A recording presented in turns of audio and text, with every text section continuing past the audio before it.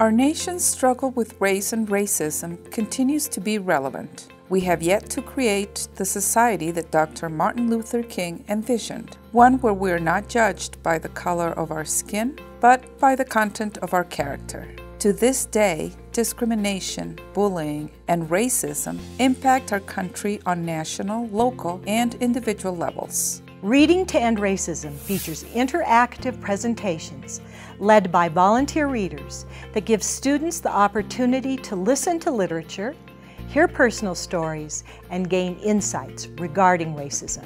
In addition, students brainstorm ways that they can work toward eliminating racism, standing up for other people, practicing inclusiveness, and learning about other cultures. This is our first year of actually having Reading to End Racism as a program of the YW, and it's going really well. It fits perfectly with the mission of the YW in eliminating racism. So my mom is a rebel. She has made being biracial a non-issue as well. She's been fighting for this cause for years now, and it's so nice that she's found a place like the YWCA where she has a platform to speak on, and she's doing a great job.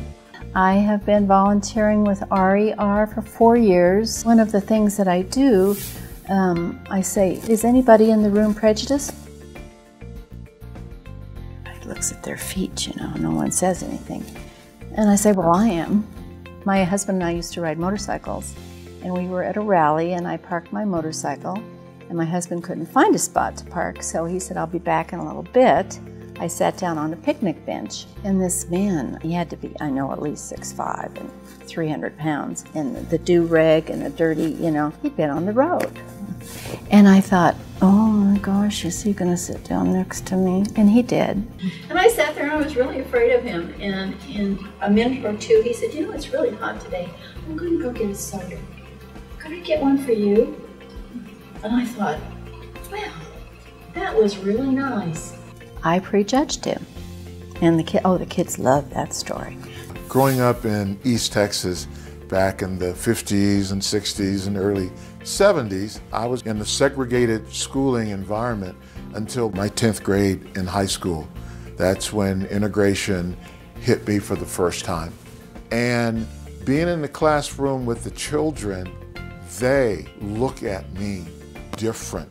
They help me to see myself through different eyes that I didn't have at their age. And so it helps me to speed up in my own healing process and hopefully encourage that in other adults.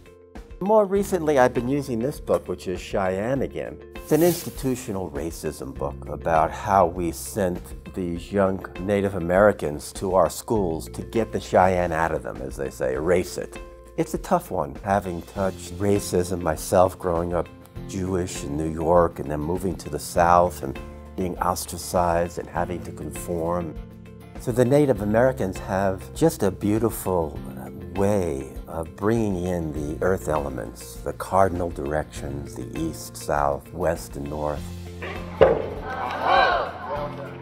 Kids will say, we should treat each other fairly, la la la. They have the words. But to pierce the veneer, kids will start revealing themselves when they feel safe enough to. I grew up in Texas. I'm Mexican-American.